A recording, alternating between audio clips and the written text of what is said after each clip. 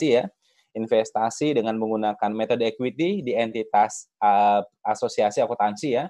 Nah, hari ini kita akan bahas mulai bagaimana kalau misalkan ada satu perusahaan ya, kemudian mengakuisisi perusahaan lain, tapi ya berinvestasi di perusahaan lain dengan kepemilikan lebih dari 50% ya. Nah, di sini ada 2 ya, ada 2 kewajiban dari perusahaan tersebut pada saat akhir tahun.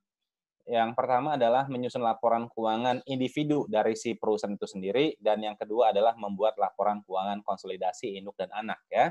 Nah, ini, mungkin teman-teman bukan mungkin ya, sepertinya teman-teman juga sudah belajar ya, terkait dengan materi ini. Kalau atau mungkin istilahnya saya hanya, apa ya istilahnya, hanya review-review dari yang teman-teman sudah pelajari ya, terkait dengan materi akuntansi, untuk laporan keuangan konsolidasi ya. Oke, saya kayaknya masuk ke, apa nih, materi saja ya. Nah, ini materinya warnanya hijau ya. Oke. Nah, oke. Yang akan saya bahas hari ini adalah, ini ya, prosedur penyusunan laporan keuangan konsolidasi tapi dengan menggunakan equity method. Nah, di kampus kita ya, itu di PK Instan kita, mengenal ya 2 metode untuk menyusun laporan keuangan konsolidasi. Yang pertama adalah metode equity dan yang kedua adalah metode cost.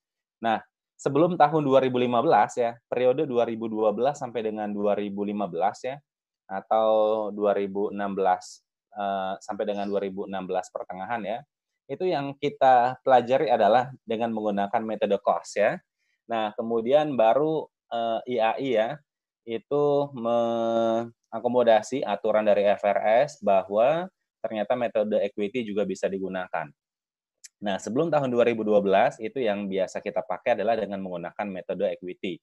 Nah, di buku BIMS ya, itu yang ada cuma metode equity, tidak ada metode cost. Saya pernah dulu, baca-baca, laporan keuangan konsolidasi punya Lee ya, yang, berdasarkan adopsi FRS itu hanya bahas AKL-nya adalah laporan keuangan konsolidasi, tidak bahas, terkait dengan masalah kombinasi bisnis, kemudian tidak membahas terkait dengan masalah investasi di entitas asosiasi akuntansi ya, kemudian juga tidak membahas terkait dengan likuidasi perusahaan ataupun likuidasi, partnership ya. Nah, seperti itu. Jadi istilahnya memang kalau kita lihat buku akuntansi keuangan lanjutan ini yang paling lengkap itu memang adalah bukunya BIMS ya. Cuma bukunya BIMS ini di sisi laporan keuangan konsolidasinya hanya mengulas metode equity.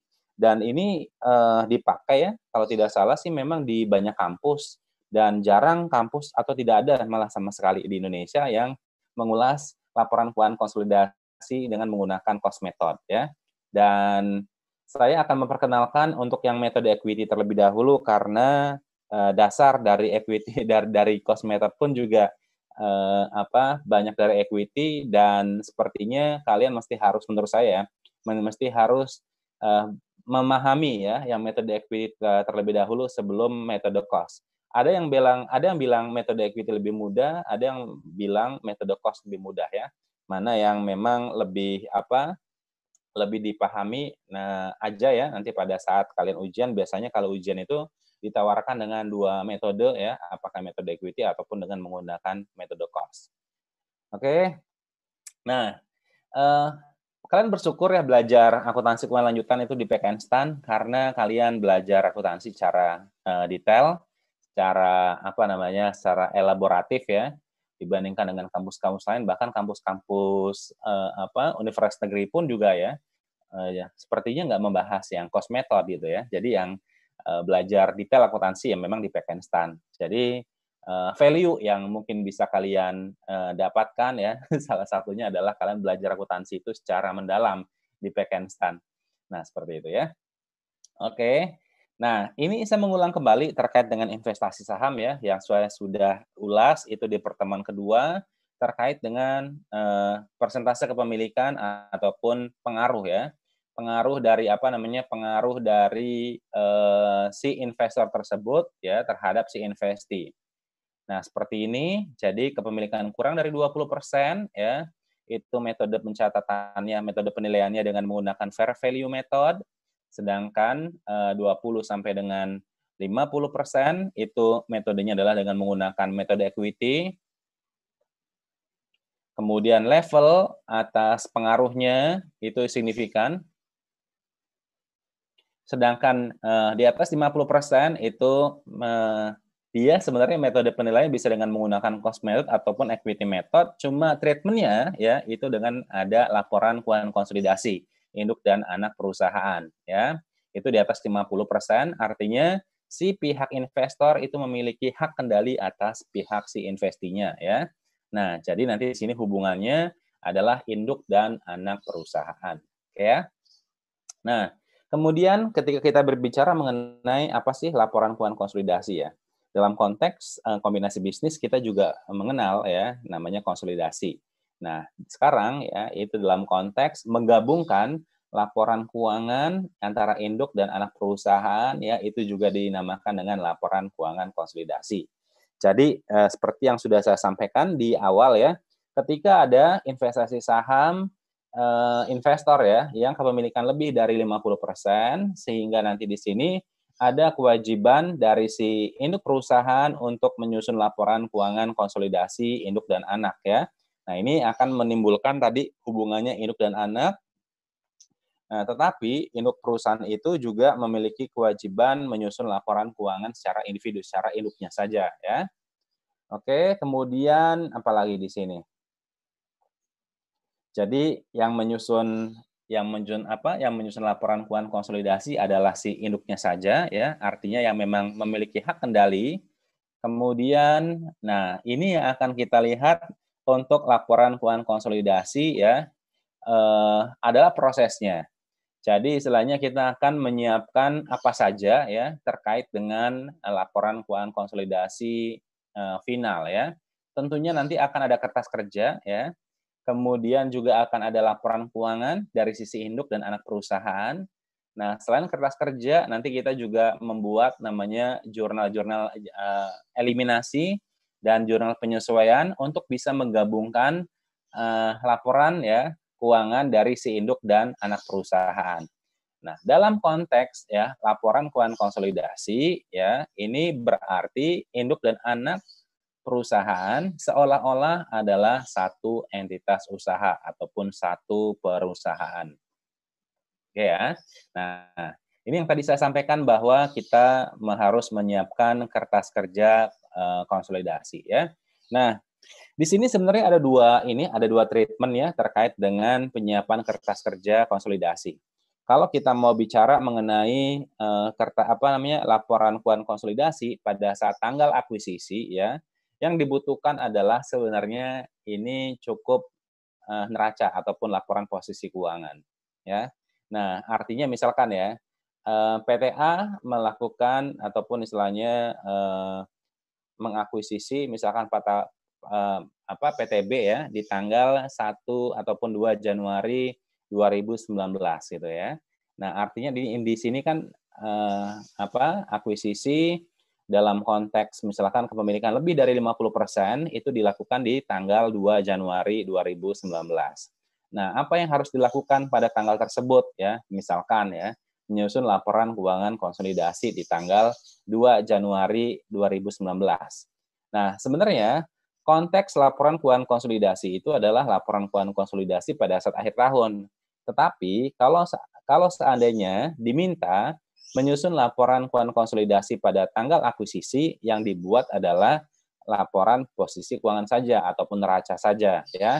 Tetapi kalau kita bicara mengenai laporan keuangan yang akan kita buat ya, itu secara tahunan ataupun pada saat akhir tahun ini meliputi income statement ya ataupun laporan laba rugi, kemudian statement of retained earnings, kemudian laporan posisi keuangan ataupun neraca. Oke ya. Nah, kemudian ada kolom yang mesti harus kita butuhkan. Yang pertama laporan keuangannya si induk perusahaan, kemudian laporan keuangannya si anak perusahaan, debit ya kolom debit, kemudian kolom kredit ya.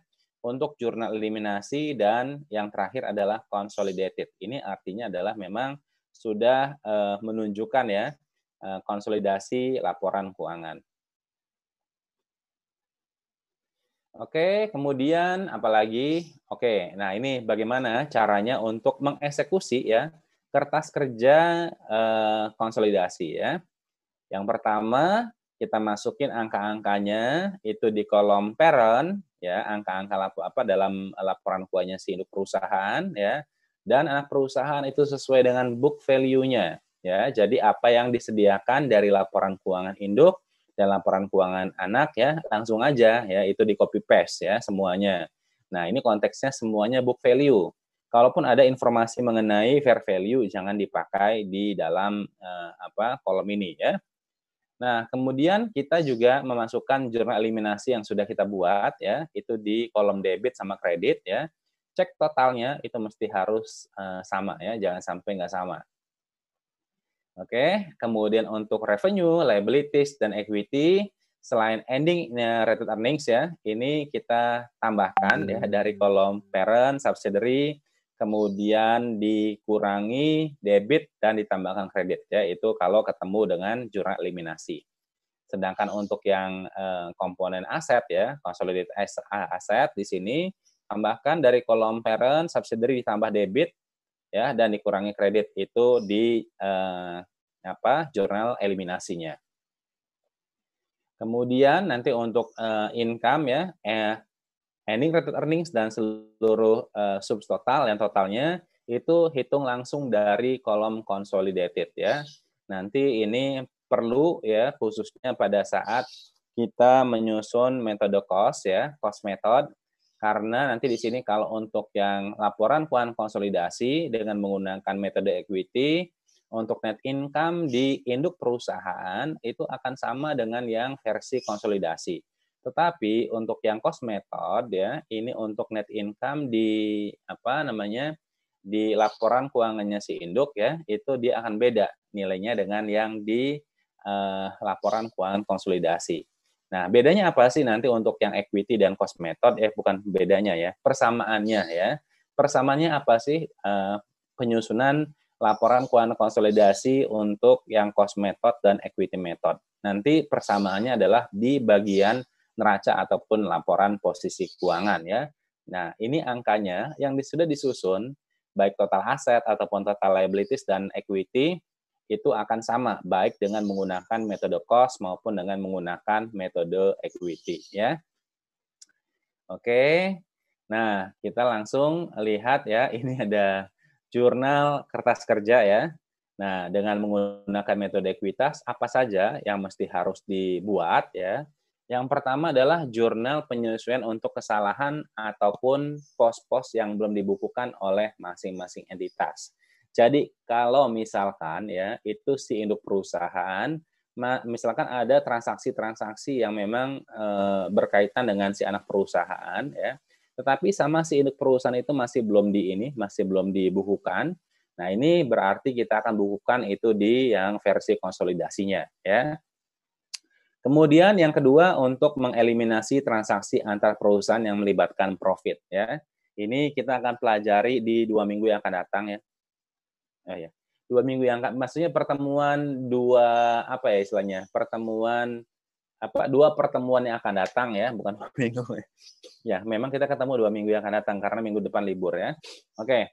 Nah, kita akan eliminasi untuk transaksi antara perusahaan yang melibatkan profit. Ini contohnya adalah intercompany profit transaction untuk inventory ya, atau nanti fixed asset. Tapi sepertinya kalau untuk yang materi UTS ya, itu sampai dengan inventory saja ya. Jadi lebih mudah kalau menurut saya.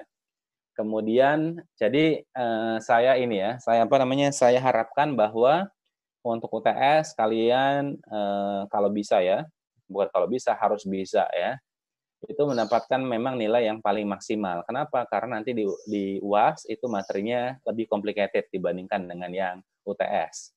Jadi untuk jaga-jaga supaya nanti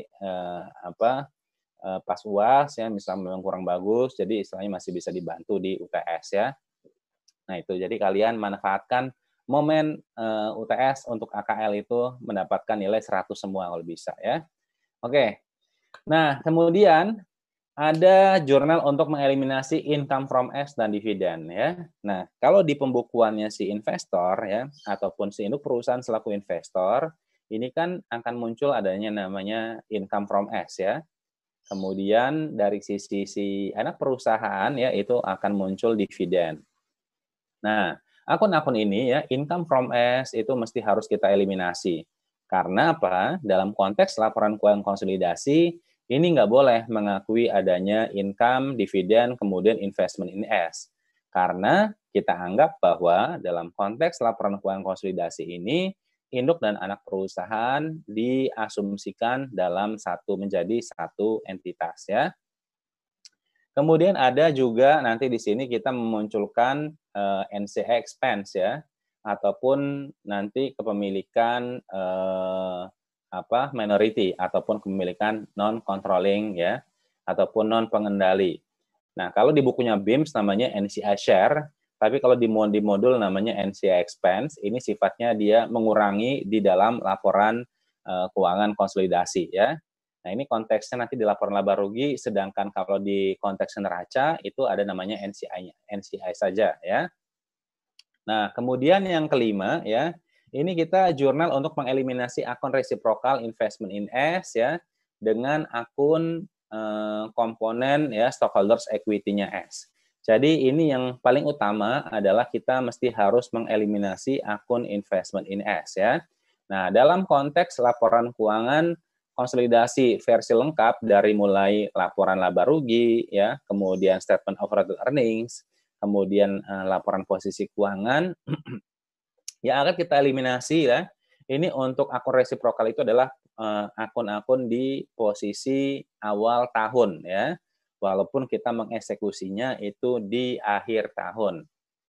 Nah, kemudian ya kita biasa ketemu dengan adanya ekses ya, ataupun ya kita waktu di pertemuan sebelumnya kita belajar ekses tapi itu hanya untuk pembukuan investor ya. Tapi dalam konteks ini eksesnya adalah untuk laporan keuangan konsolidasi ya. Jadi walaupun memang kepemilikannya kurang dari 100%, eksesnya ya ini akan dialokasikan bukan hanya untuk si induk perusahaan tapi juga untuk si anak perusahaan. Nah, akibatnya apa ekses tersebut ya? Nanti amortisasinya akan mempengaruhi income yang dialokasikan baik kepada induk dan anak perusahaan. Saya yakin nih, kalau misalnya kalian sudah belajar laporan keuangan konsolidasi ya, 2 minggu aja, pas lihat lagi kalian materi mengenai investasi ini saham ya di entitas asosiasi akuntansi ya, itu istilahnya kalian akan ada hal-hal yang membingungkan kalian ya. Karena apa? Karena kita konteksnya di sini semua dimunculkan ya. Ada goodwill ya, kemudian nanti di sini untuk income allocation itu untuk si induk dan anak ya. Induk dan NCI, induk dan NCI. Sedangkan kalau yang di entitas asosiasi income allocation-nya itu hanya untuk investornya saja yang kepemilikannya lebih dari 20%. Oke ya. Nah, ini juga kita akan buat jurnal ya untuk di sini amortisasi kelebihan cost ya atas nilai tercatat aset neto yang diperoleh. Kemudian yang terakhir ya, kalau terdapat adanya akun resiprokal lainnya, kita juga mesti harus mengeliminasi ya, seperti utang piutang antar induk dan anak perusahaan ataupun sebaliknya. Kemudian ini pada saat nanti kita belajar obligasi ya, itu setelah UTS kayaknya ya. Nah, ini kita akan ketemu dengan interest expense dan interest income ya, yang mesti harus kita juga eliminasi. Oke. Nah, selanjutnya kita lihat contohnya ya. Di sini PT Pramuka mengeluarkan biaya investasi ataupun cost of investment sebesar 88 miliar ya untuk kepemilikan 80% saham PT Salemba di tanggal 2 Januari 2016. Pada saat itu, equity PT Salemba terdiri dari capital stock sebesar 60 miliar dan RE sebesar 30 miliar. Seluruh ekses ataupun kelebihan implied value di atas book value dari net asetnya dialokasikan ke paten yang belum tercatat dengan masa manfaat selama 10 tahun. Ya. Nah, di sini kita diberikan informasi ya net income dan dividen PT Salemba ataupun si anak perusahaannya baik tahun 2016 maupun tahun 2017 ya. Nah, seperti ini. Oke. Nah, kemudian apa yang mesti harus kita lakukan ya? Kita analisis ini ya, analisis kelebihan cost di atas book value-nya. Oke. Nah, kita di sini diberikan informasi mengenai cost of investment itu sebesar 88.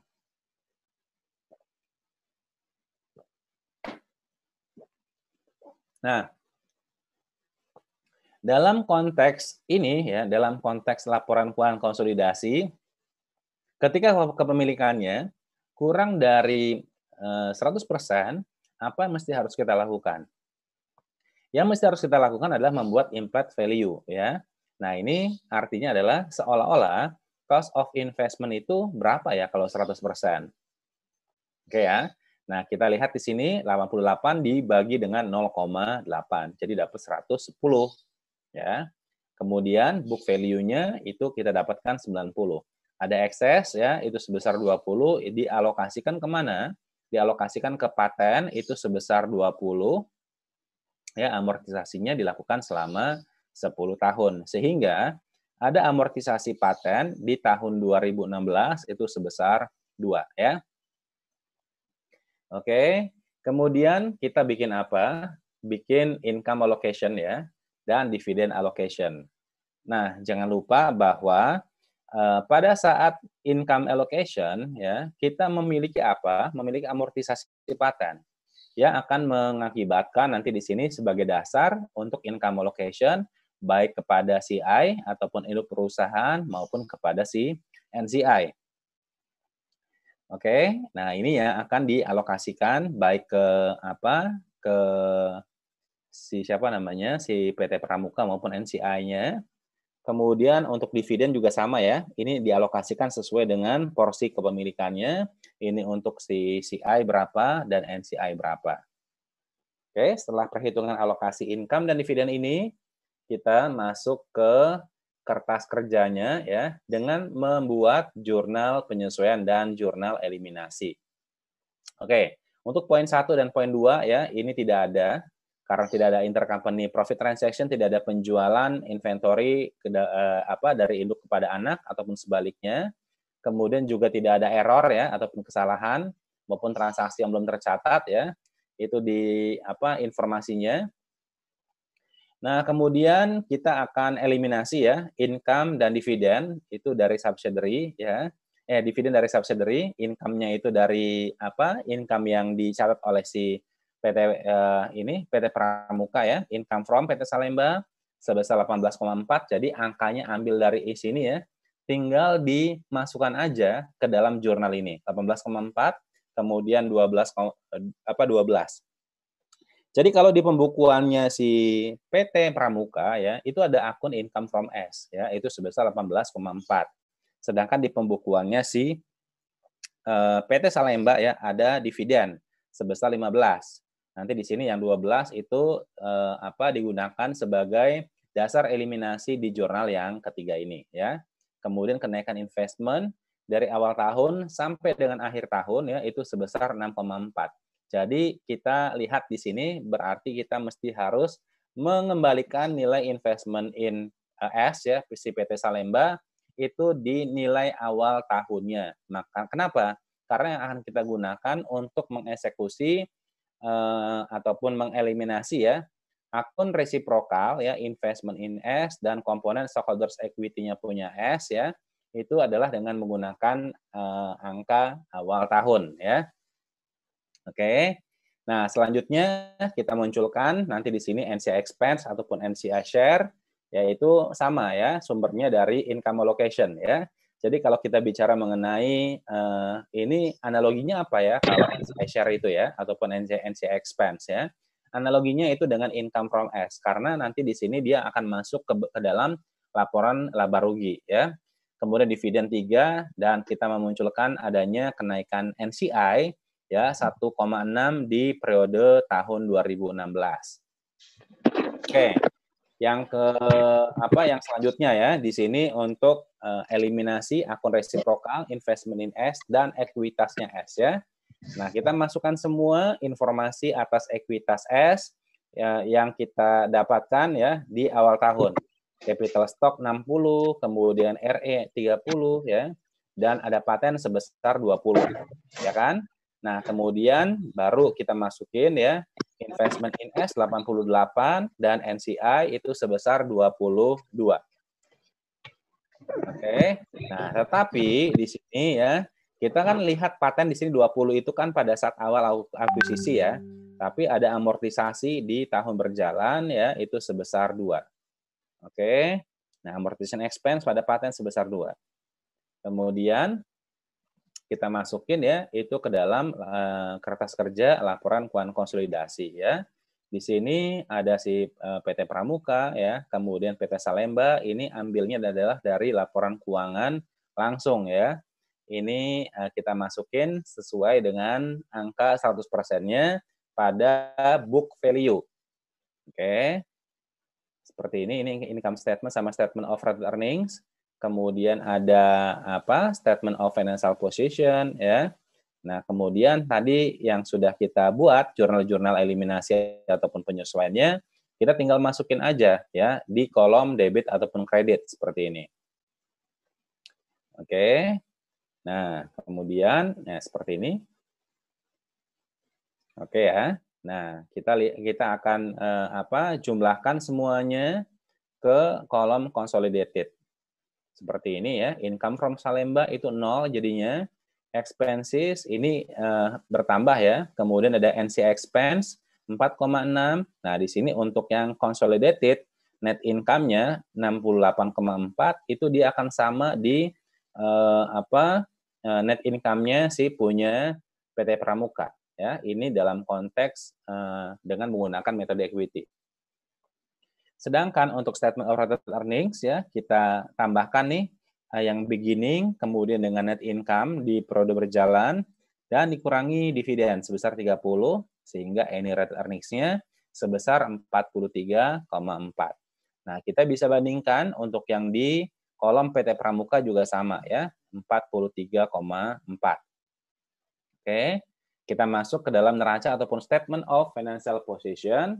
Ya, di sini cash-nya 49, other current asset 140, investment in S awalnya kan tadi ada 6,4, kemudian kita eksekusi, ya itu yang dengan menggunakan eliminasi akun reciprocal investment in PT Salemba dan stockholders equity-nya punyanya si siapa? Punyanya si PT Salemba ya, 88 di sini, akibatnya di sini 0. Nah, ini 94,4 itu kan angka akhir tahun ya. Nah, ini kan istilahnya ada kenaikan tadi yang sudah dieliminasi ya, 6,4 dan 88, serta di plan dan equipment 320, paten awalnya 20, kemudian diamortisasi di tahun berjalan 2 jadi 18. Kemudian liabilities kita tambahkan, capital stock ya ini 350, sedangkan RE ya ini kebetulan angkanya sama di sini tapi sebaiknya ambil angka di ending RE untuk yang di consolidated. Ya. Nah, kemudian NCI 22 dan tambah 1,6 dapat 23,6. Jadi kita bisa melihat bahwa total aset ya secara consolidated itu dia akan sama dengan total liabilities dan total equity-nya. Ya, seperti ini. Oke, sampai sini ada yang mau ditanyakan? Silakan.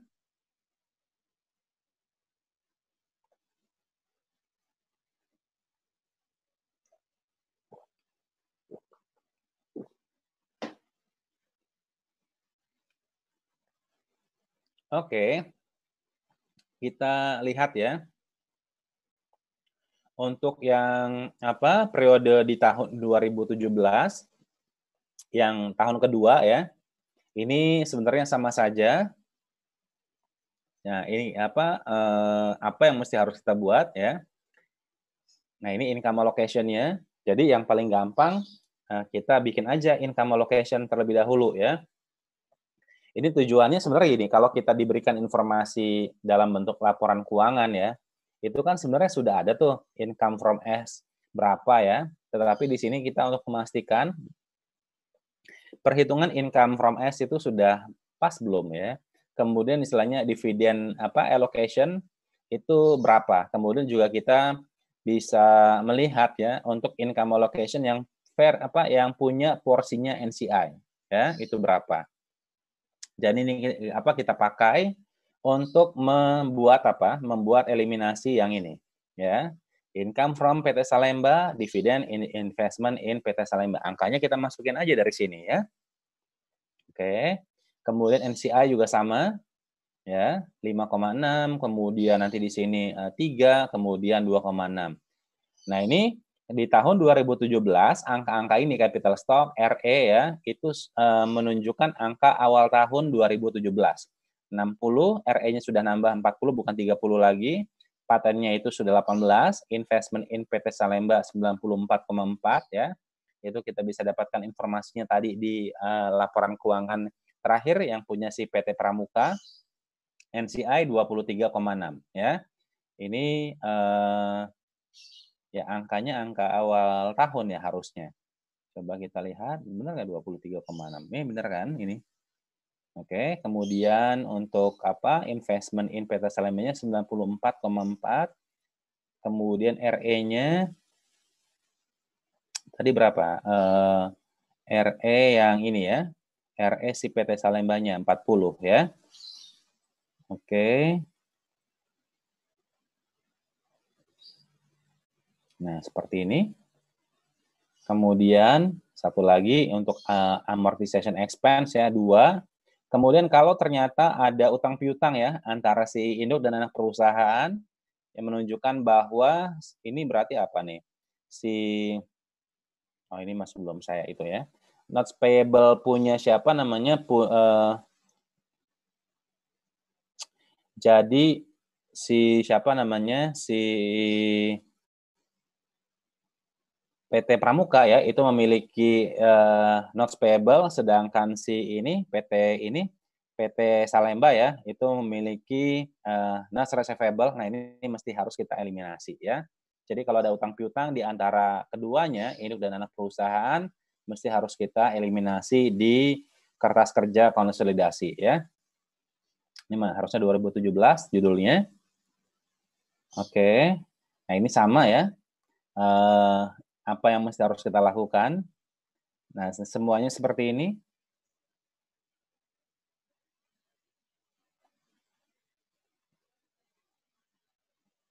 Oke, itu yang tahun 2017 ya. Nah, itu prosesnya sama. Jadi kita masukin tadi untuk angka-angka di dalam jurnal eliminasi dan penyesuaian ya. Ini ke dalam kolom debit ataupun kredit di kertas kerja konsolidasi ya. Oke. Ini 78,4 sama untuk net income-nya. Kemudian RE ending ya, consolidated dan di PT Pramuka sama ya, 76,8. Kemudian kita bisa lihat di sini untuk yang investment in PT Salemba itu sudah 104,8 ya. Ini kita eliminasi yang pertama sebesar 10,4 dan yang 94,4 sehingga akhirnya nanti di sini 0. Kemudian paten ya, itu nilainya sebesar 16. Nah, ini untuk yang notes receivable itu 10 ya. Oh, ternyata tadi notes payable-nya si PT ini ya.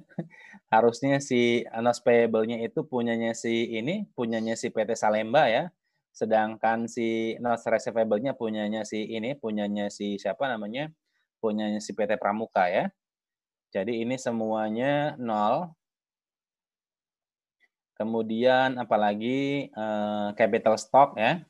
Capital stock itu 350, sedangkan RE ya 76,8, NCI bertambah 26,2. Jadi kita bisa melihat total aset ya secara konsolidasi akan sama dengan total liabilities dan equity sebesar 548.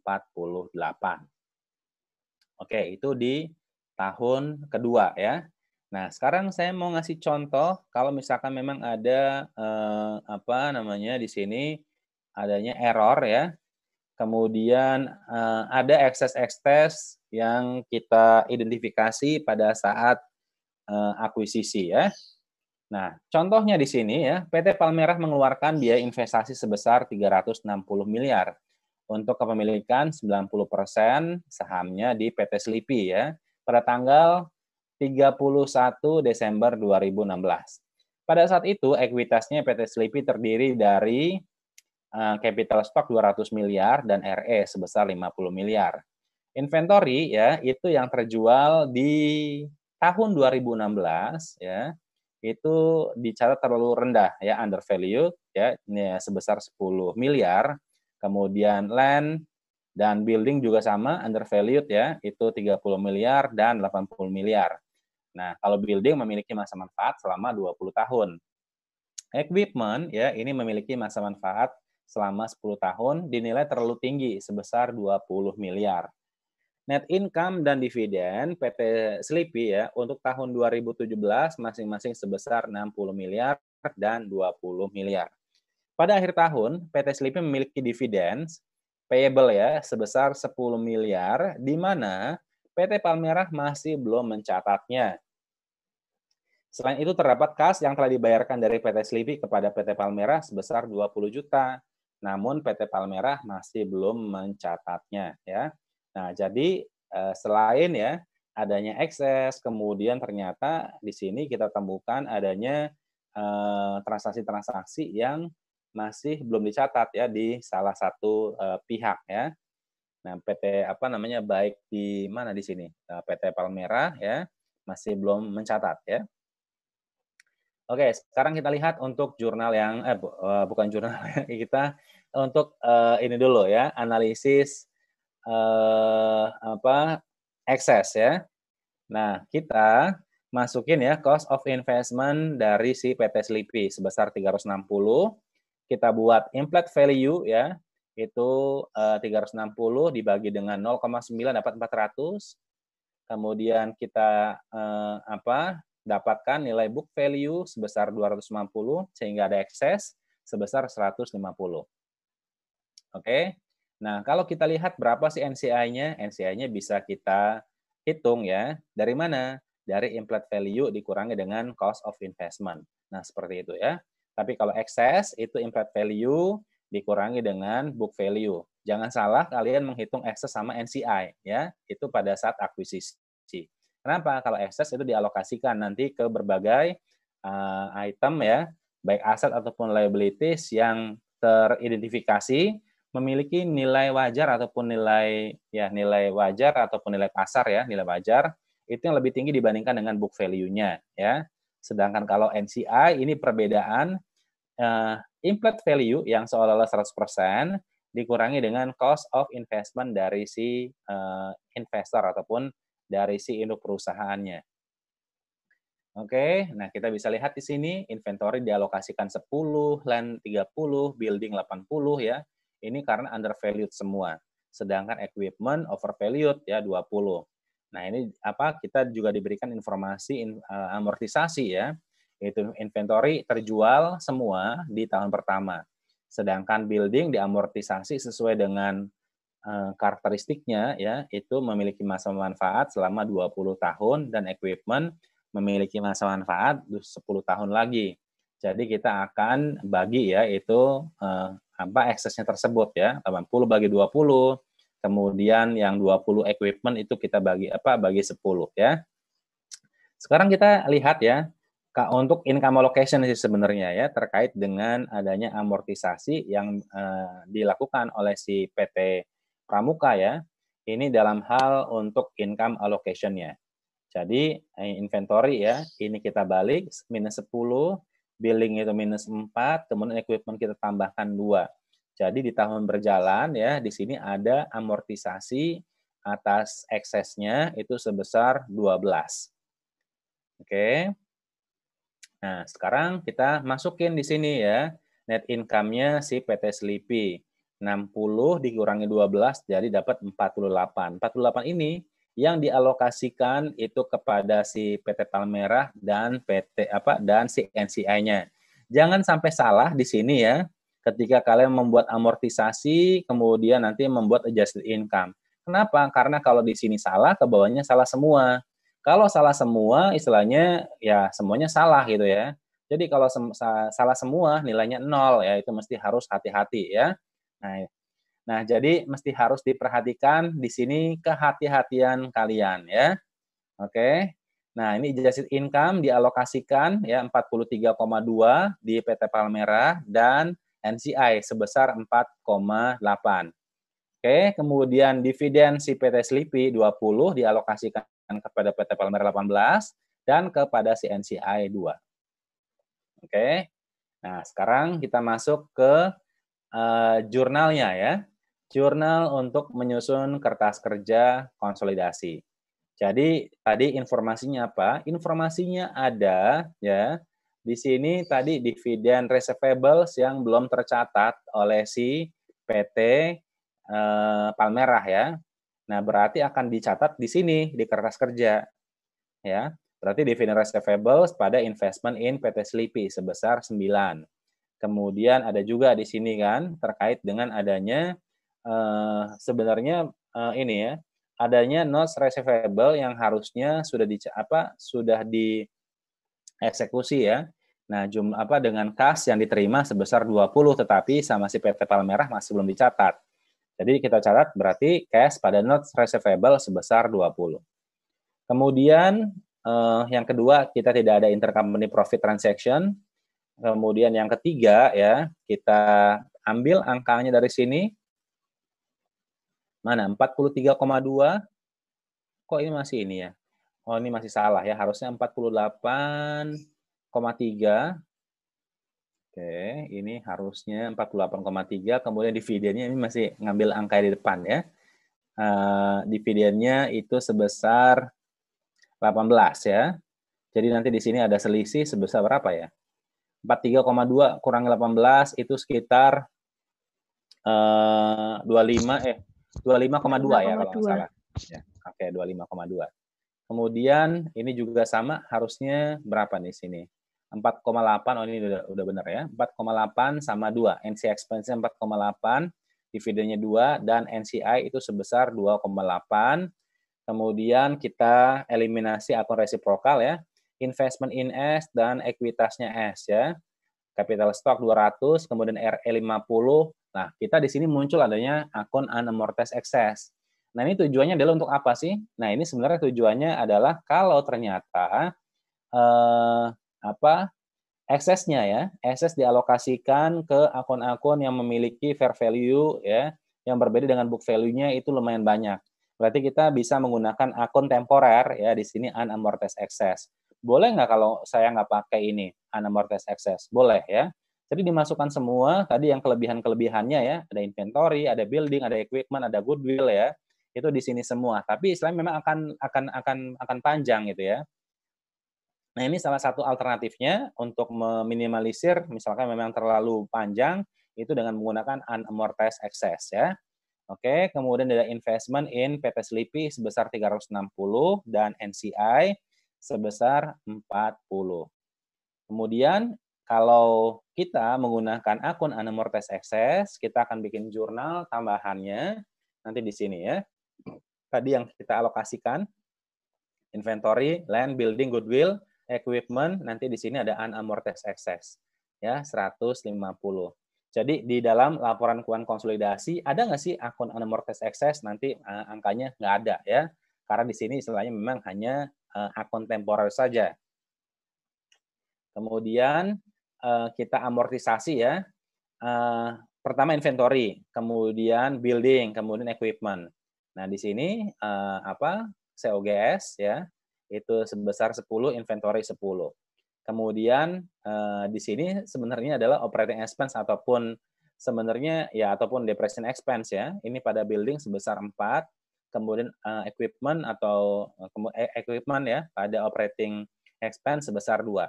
Nah, ini yang kita lakukan untuk amortisasi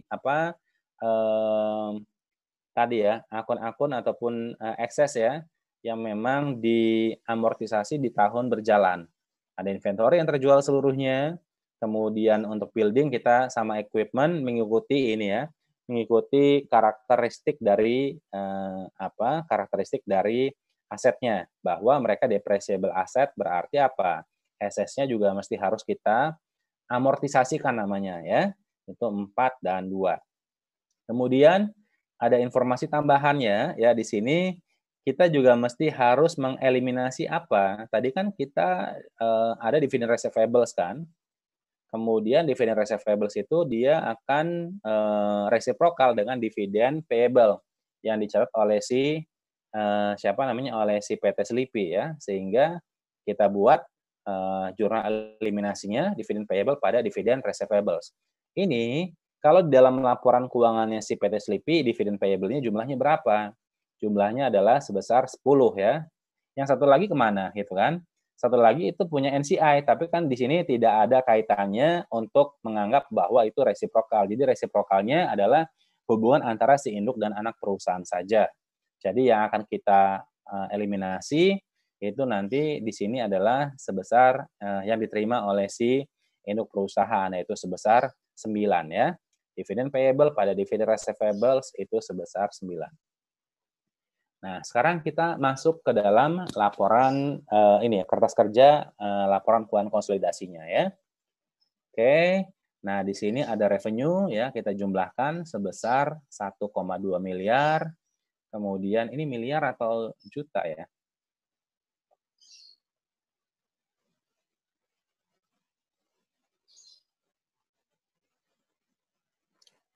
Oke, ini sepertinya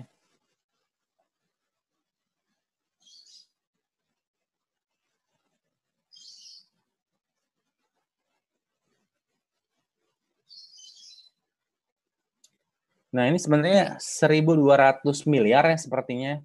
Kemudian COGS, ya, income from Sleepy ya, ini habis 43,2 miliar.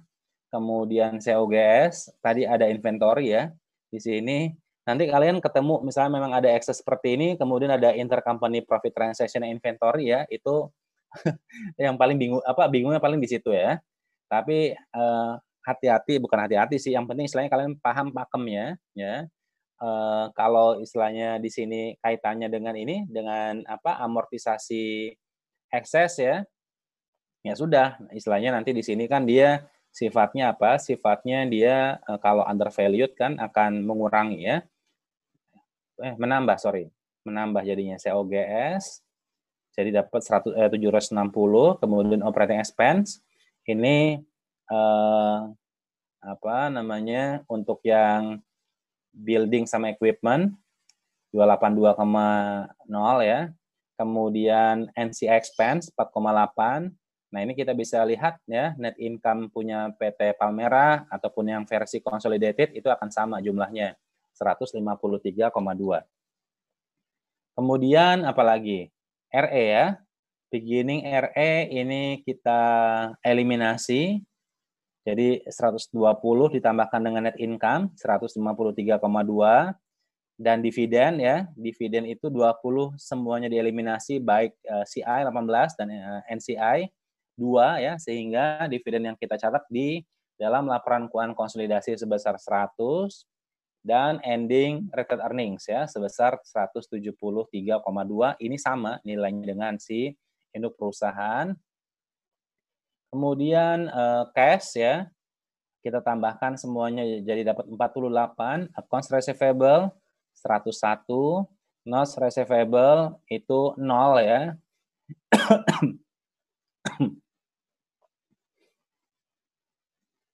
Oke ya. Kemudian, benar nggak notes receivable itu 0?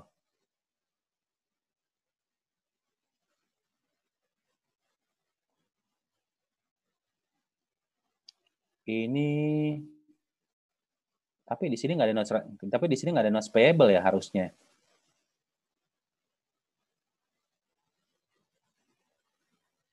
Oh, ini berarti masih ini nih, harusnya untuk yang notes receivable kalau di sini nggak ada notes payable-nya itu dia masih tetap 20 ya. Nanti saya hitung ulang ini. inventory 150 ya, land 120, kemudian building 376 ya, 190 tambah 110 ditambah dengan 80 kurang 4, equipment 150 tambah 120 tambah 2 dikurangi 20 ya, 252, investment in Sleepy ya, itu tadi ada tambahan sebesar 9, kemudian pada saat income allocation itu sebesar 25,2, kemudian pas dieliminasi sebesar 360, nol ya. Ini yang kadang-kadang suka bikin ini ya, suka bikin bingung, nanti investment in Sleepy-nya masih ada angka ya. Harusnya kan nol. Kemudian dividend receivables itu kita mengakuinya 9. Oke, tapi nanti dieliminasi, ini karena akun resiprokal ya, itu sebesar berapa? Ya, sebesar 9, goodwill goodwill 50, kemudian unamortized excess yang seperti tadi saya sampaikan ya, ini dia 0, jadi cuma akun ini aja, akun temporer saja, kemudian accounts payable 180, dividend payable ini sisanya 1 ya, yang tadi udah saya ulas, kemudian capital stock 700 dan RE 173,2 kita ambil dari yang di atas ya. Nah, ini 173,2. Kemudian untuk NCI sebesar 42,8 ya. Ini harusnya 1097 ya, 1097. Oke, nanti di sini untuk yang notes receivable-nya itu akan saya dulu deh. Akan saya perbaiki ya. Oke, sampai sini ada pertanyaan nggak? Pak, ya. Yang notes receivable itu bukannya dari jurnal yang adjusting error itu ya, Pak? Oh iya, betul ya. Dari sini ya. Yang cash sama notes receivable. Oh iya, benar. Ini berarti dia muncul di situ ya. Notes receivable itu di ini. Oh ya, benar. Cash sama receivable. Oke, terima kasih koreksinya. Oke, ada lagi yang mau ditanyakan atau dikonfirmasi? Pak, izin bertanya, Pak. Ya, silakan. Saya masih bingung gitu kan, jurnal-jurnal yang sebelum buat kertas kerja itu dicatat sama pihak induk atau sama pihak anak? Pihak yang mana? Jurnal apa maksudnya? Jurnal yang sebelum ini, Pak, yang kertas kerja. Yang kertas jurnal kerja ini hanya untuk induk saja yang mencatatnya. Oh. Jadi anak perusahaan nggak tahu menau. Kan kewajiban untuk menyusun laporan keuangan konsolidasi kan induk aja. Anak nggak menyusun. Nanti karena kalian tadi ada akun-akun punya anak, ya maksudnya akun yang dimiliki sama perusahaan anak. Jadi memang iya. Induk, iya memang iya. Kita menggunakan laporan keuangan anak perusahaan, tapi yang melakukan siapa sih? Induk perusahaan, bukan anak gitu. Anak perusahaan istilahnya hanya menyajikan laporan keuangannya saja. Ya Pak, kasih Pak. Oke. Ada lagi? Ya, ini nanti untuk untuk jurnal eliminasi ya. Mesti harus dibedakan. Nanti kalian ketemu misalkan beberapa soal itu yang diminta apa? Jurnal investasi atau misalkan jurnal transaksi di pembukuannya induk atau di anak, atau jurnal eliminasi di kertas kerja laporan keuangan konsolidasi. Nah, ini kadang-kadang ada yang suka salah baca itu ya. Harusnya bikin misalkan kita memang belajar mengenai jurnal eliminasi dan jurnal ini ya, penyesuaian di kertas kerja laporan keuangan konsolidasi.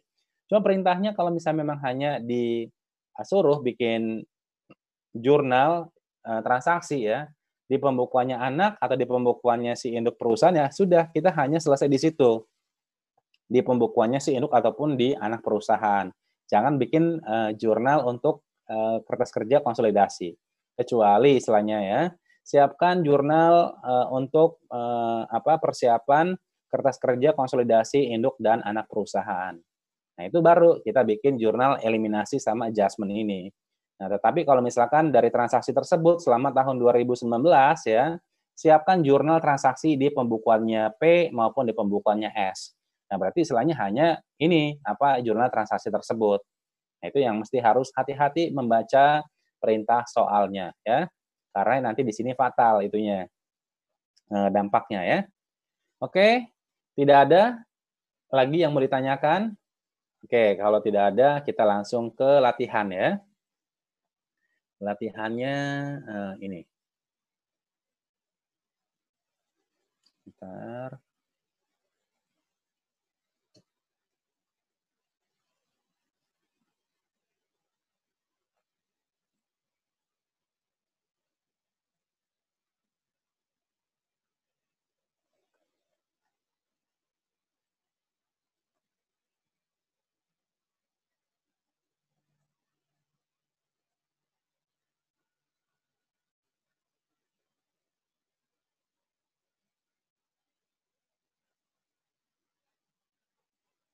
Oke, gampang-gampang saja latihannya kita kerjakan soal 1 terlebih dahulu ya. Pada tanggal 4 Januari 2019, P membeli 100% kepemilikan pada S ya sebesar 1 miliar. Pada saat itu, ekuitasnya S terdiri dari saham biasa sebesar 300 juta, kemudian tambahan modal disetor itu sebesar 150 juta, dan saldo laba sebesar 200 juta. Buatlah jurnal eliminasi untuk transaksi di atas. Oke, jadi di sini yang kita bikin adalah jurnal eliminasi untuk transaksi tersebut. Oke, nomor 1 dulu ya.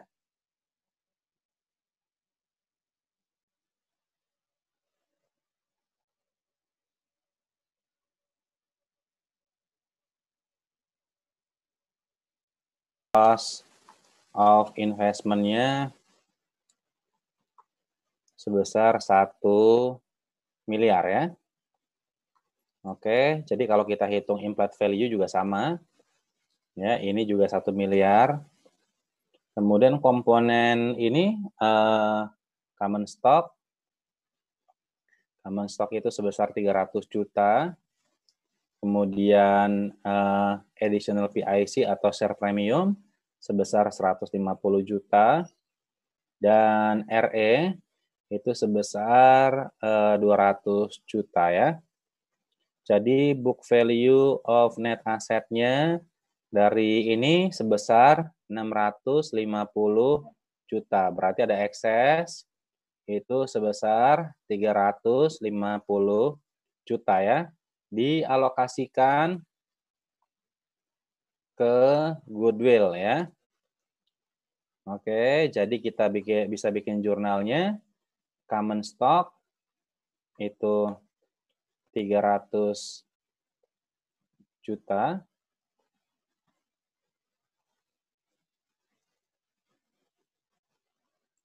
Kemudian additional PIC 150 juta. Kemudian RE 200 juta. Goodwill itu sebesar 350 juta dan investment in S sebesar 1 miliar atau 1.000 juta ya. Nah, itu di soal nomor 1 ya. Masih mudah. Oke, sekarang kita masuk ke soal nomor 2. Oke, di sini kepemilikannya nggak 100%, tapi 80% ya. Pada tanggal 5 Januari 2019, P membeli 80% saham beredar S untuk memegang kendali dengan harga 800 juta. Pada akhir Desember 2018, ekuitas S terdiri dari saham biasa 500 juta, kemudian tambahan modal disetor sebesar 300 juta, dan saldo laba sebesar 120 juta. Tidak ada perbedaan di sini nilai wajar dengan nilai tercatat atas aset neto tersebut. Kemudian buatlah jurnal eliminasi bukan sesaat transaksi di atas. Maksudnya jurnal eliminasi untuk transaksi di atas ya, bukan jurnal ini. Bukan jurnal transaksi ini ya. Bukan jurnal transaksi tapi jurnal eliminasi di sini. Nah, ini kadang-kadang suka bikin bingung ya. Jadi kita buat adalah jurnal eliminasi ya bukan jurnal transaksi di pembukuannya P atau di pembukuannya S. Nah, kalau seperti ini kita bikinnya adalah jurnal eliminasi ya.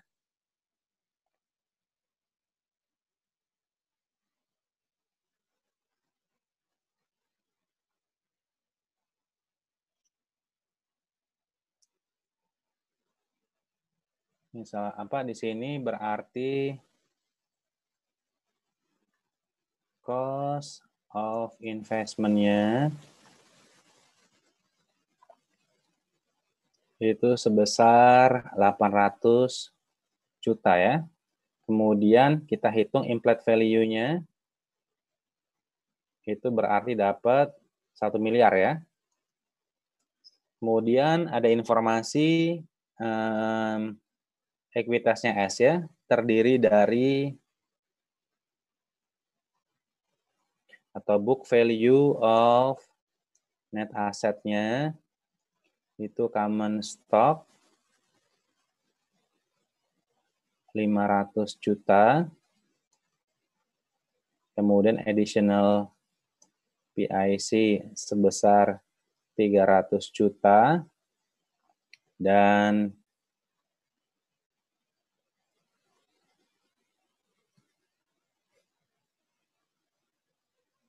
RE 120 juta.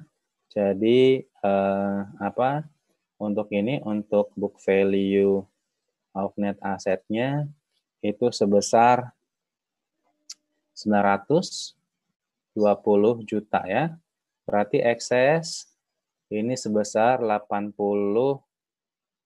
juta ya. Kemudian NCI-nya ini 200 juta. Jadi kalau kita mau bikin jurnalnya,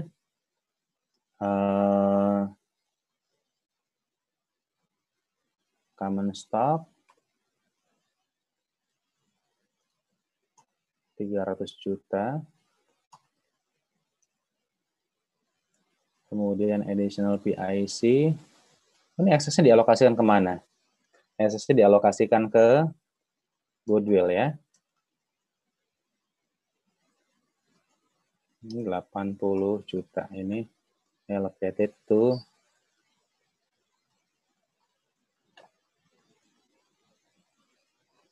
kok kayak CS 500 juta ini. CS-nya 500 juta, ini 300 juta. Kemudian RE 120 juta. Goodwill 80 juta. Kemudian investment in S 400 juta, kemudian NCI. Ya, ini sebesar 200 juta. Nah, itu untuk yang soal nomor 2 ya. Bisa semua ya?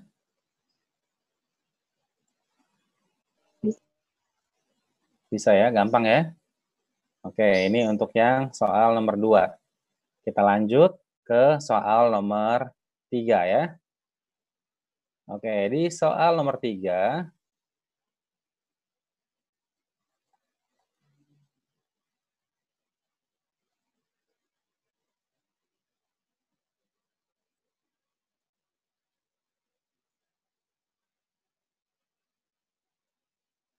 oke, di soal nomor 3 di sini ya. Pada awal 2018 ya. Nggak bisa. P membeli 100% saham S dengan membayar dengan membayar uang tunai sebesar 1,2 miliar rupiah pada saat ekuitas S bernilai 1 miliar terdiri dari saham biasa 700 juta dan sisanya adalah saldo laba. Terdapat perbedaan nilai wajar dengan nilai tercatatnya, yaitu persediaan sebesar 60 juta undervalued ya, dan terjual di akhir 2018. Building sebesar 30 juta, ini undervalued dan masa manfaat masih 10 tahun. Dan equipment 20 juta, itu overvalued dan masih memiliki masa manfaat selama 4 tahun. Sisanya dialokasikan ke goodwill atau diskon. Pada akhir 2018, S melaporkan net income sebesar 200 juta dan membagi dividen sebesar 80 juta. Buatlah jurnal eliminasi untuk menyusun laporan keuangan konsolidasi di tanggal 31 Desember 2018. Oke.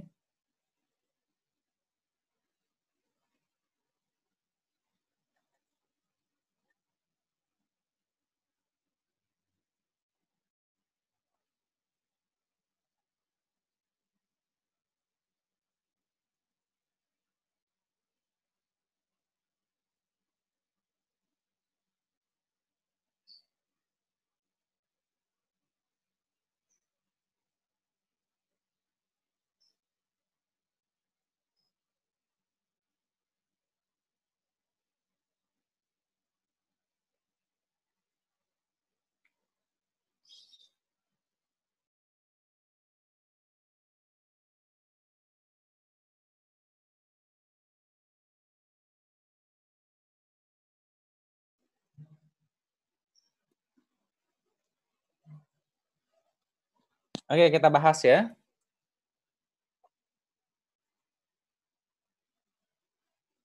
Oke, di sini ada cost of investment sebesar 1,2 miliar ya.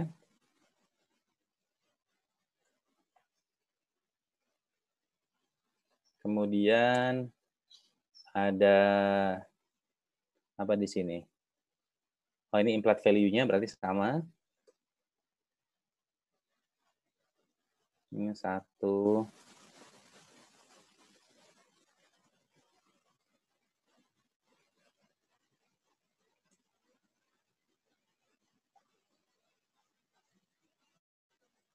Kemudian ada ini informasi oh ini 1 miliar, book value of net assetnya itu dia 1 miliar, sehingga ada excess itu sebesar 200 juta ya. Dialokasikan kemana?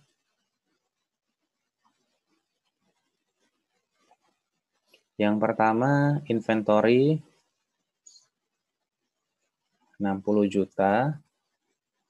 Kemudian building 30 juta. Kemudian equipment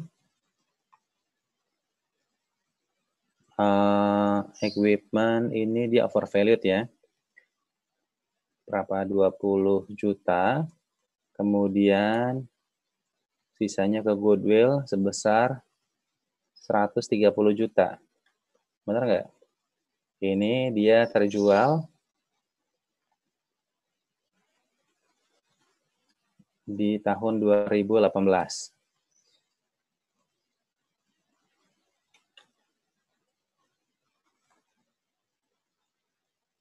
Kemudian building memiliki masa manfaat selama 10 tahun. Kemudian ini 4 tahun ya. Oke. Terus kita bikin apa? Bikin income allocation ya. Oke, bikin income allocation-nya di sini net income-nya berapa? Punya S. Itu dapat 200 juta. Kemudian nanti di sini ada apa namanya? Adjustment ya ataupun amortisasi. Ada inventory itu habis ya.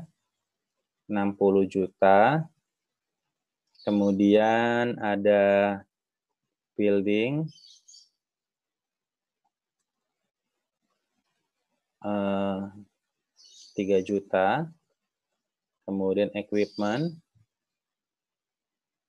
itu 5 juta. Jadi berapa ininya? Adjusted income-nya? 142. 142 juta. Oke, kita sekarang bikin jurnalnya ya. Berarti income from S 142 juta, kemudian dividen itu ambil semuanya karena seluruhnya 80 juta, kemudian investment in S itu sebesar 62 juta ya. Oke, betul ya? Terus ada NCI nggak? Nggak ada kan? Oke, kemudian kita bikin jurnal apa lagi? Amortisasi ya? Oh, bukan ini. Eliminasi akun resiprokal. Berarti nanti di sini ada common stock. Ya kan? Common stock itu sebesar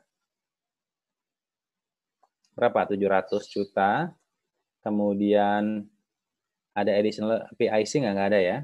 RE 300 juta. Kita masukin semua ya. Kalian bisa menggunakan unamortized excess atau enggak.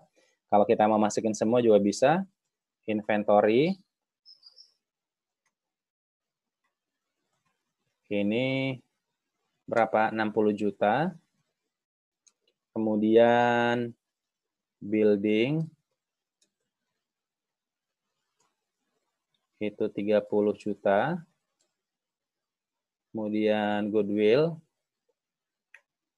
130 juta.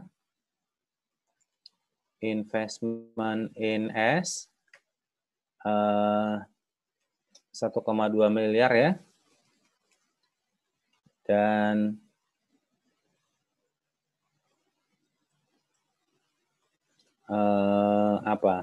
equipment ya. Equipment 20 juta. Seperti ini? Sama nggak?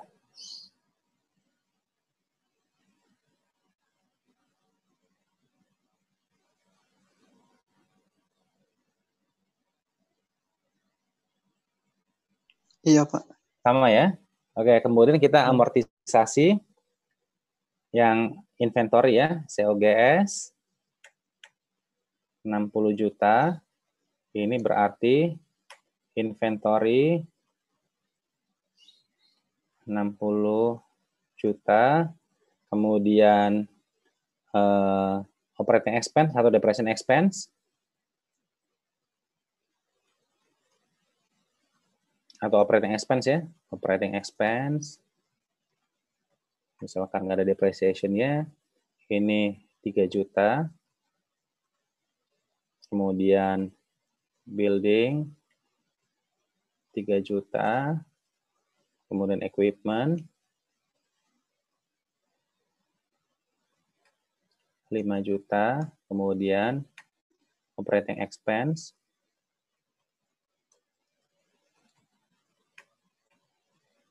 5 juta ya. Ada lagi?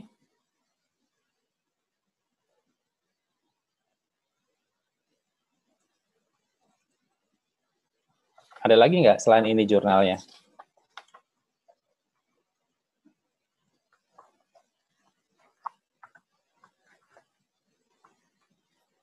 Sudah ya? Sudah, Pak. Oke, sama? Sama, Pak. Oke, sama ya. Ada yang mau ditanyakan nggak yang lainnya? Oke, bisa ya. Nah, sekarang kita coba untuk yang nomor 4, yang ada NCI-nya. Ya. Ini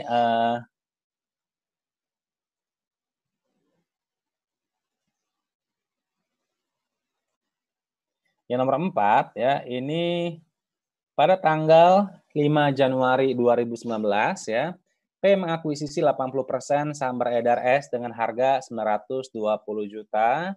Pada saat ekuitas S terdiri dari saham biasa sebesar 400 juta, kemudian tambahan modal disetor 300 juta dan saldo laba 250 juta. Kelebihan pembayaran atas aset neto S akan dialokasikan ke persediaan. Di sini ternyata 20% undervalued dan terjual di tahun 2019.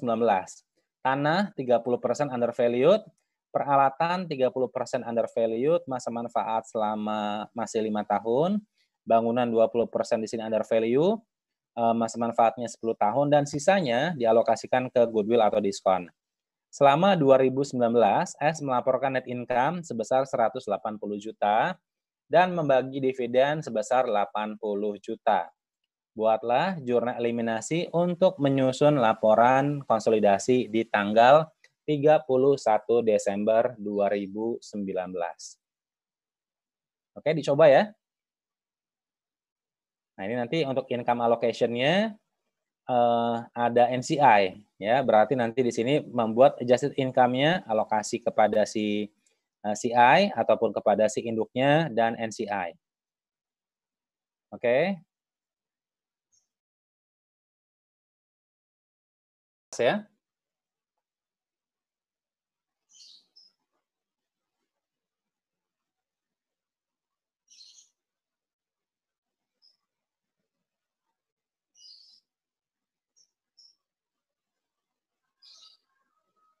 Di sini ada cost of investment itu sebesar berapa? 920 juta.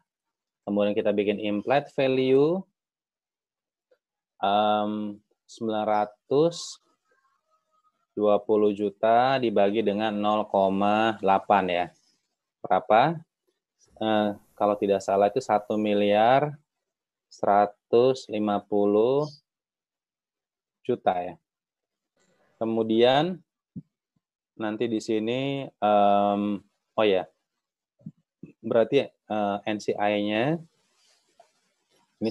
ini berarti dapat 230 juta. Kemudian komponen book value of net asset-nya common stock itu 300 juta, kemudian additional PIC. Oh, kok ininya common stock-nya 400 juta ya. Additional PIC-nya 300 juta, RE itu 250 juta ya. Ini total book value of net asset sebesar 950 juta, sehingga ada excess sebesar 200 juta ya, allocated to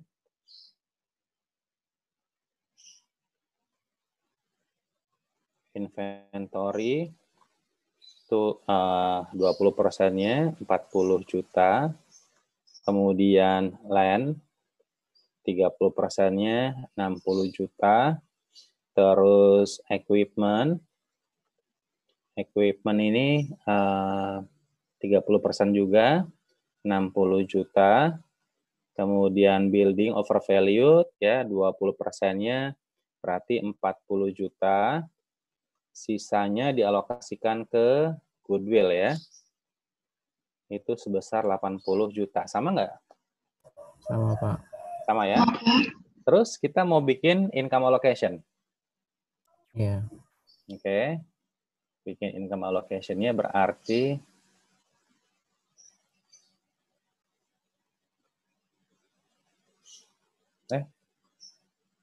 untuk income allocation-nya sini ya. Untuk si S-nya net income-nya si S itu sebesar 180 juta ya. Kemudian kita bikin adjustment. Itu ada amortisasi ya. Amortisasi itu apa aja? Inventory 40 juta. Kemudian equipment. The equipment berapa sih di sini ya? 5 tahun ya. 5 tahun equipment itu berarti 12 ya. 12 juta. Kemudian building itu 40 dibagi dengan 10. 4 juta ya.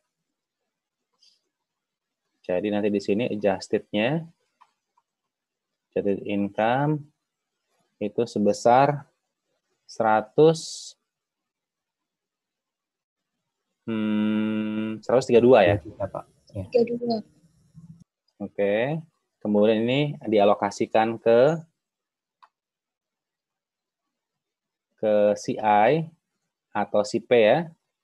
Itu kan 80%-nya berapa jadi? 100. 105,6. Oke. Kemudian NCI-nya ini 26 400. 400 juta ya. Kemudian apa lagi di 20, sini? Ada dividen ya? 400, maaf, Pak. Apa? Ini 36,400. 36.400 kan? 26,400. 26. Oh ya 26, sorry. 26.400 juta. Kemudian dividen allocation itu berarti kepada CI berapa dividennya? 64 juta ya. Ya. Kemudian NCI-nya 16 ya. 16. Oke, terus kita mau bikin jurnal apa? Jurnal yang income from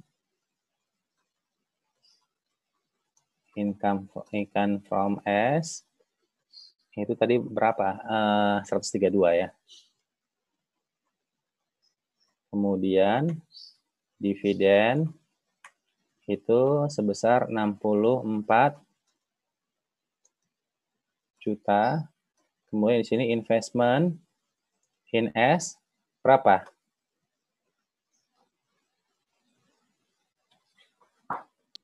Ini digabung atau dipisah, Pak? Apanya? Income from S-nya. Income from S-nya yang ini kan, yang adjusted kan? Mana sih? Oh, bukan, sorry. 105 ya? Ya.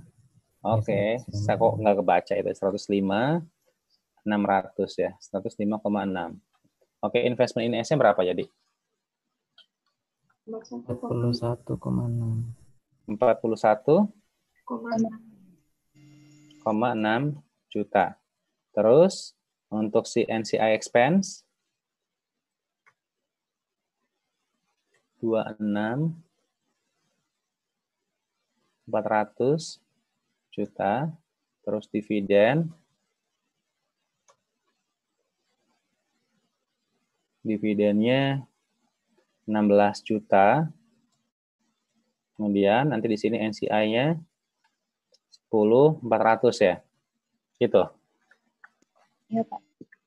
Terus apa lagi? Bikin jurnal. Ini ya. Yang banyak ini ya. Kita eliminasi mana ya? Kita mau bikin di mana? Eliminasi untuk akun resiprokal ya. Itu common stock berapa? Ini common stock, additional PIC, RE, habis itu inventory, land, habis itu equipment ya, goodwill, kemudian investment ya, investment in S ya, itu sebesar 920 juta sama NCI 230 juta dan building 40 juta. Benar nggak? Iya, Pak. Iya, Pak. Sama. Oke, sama ya.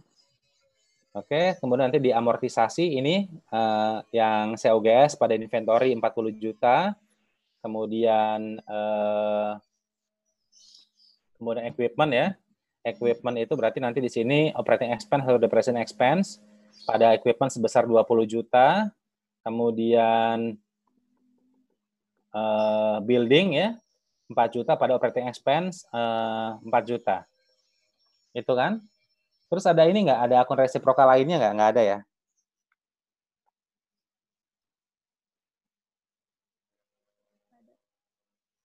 Oke, itu ya. Ada yang mau ditanyakan nggak dari materi ini? Gampang ya? Yang lainnya mungkin ada yang mau ditanyakan?